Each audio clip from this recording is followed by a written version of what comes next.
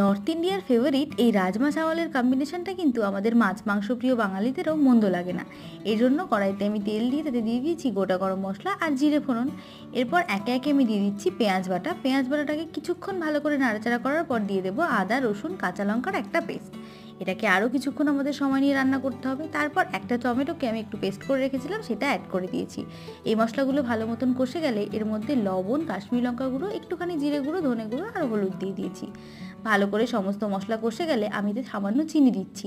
এরকম প্যানের ওপর চিনি দিলে কি হয়, চিনিটা ক্যারামেলাইজ হয়ে খুব সুন্দর রং আর ফ্লেভার আসে। আর রাজমাকে আমি ওভারনাইট ভিজিয়ে তারপর সেদ্ধ করে রেখেছিলাম, সেটা জল সমেত এর মধ্যে দিয়েছি। রাজমাটা ভালো মতন কষে গেলে এর মধ্যে আমি পরিমাণ মতো জল দিয়ে দিয়েছি। এতে আমি রঙের জন্য আরও একটু কাশ্মীরি লঙ্কা গুঁড়ো দিয়েছি। সমস্ত কিছুকে ভালো করে আরও কিছুক্ষণ ফুটিয়ে নামানোর আগে দিয়ে দেবো কাসুরি মেথি আর অনেকটা ধনেপাতা কুচি। এই ভেজ রেসিপিটা আমার তো দারুণ প্রিয়। তোমার কেমন লাগে অবশ্যই জানিও।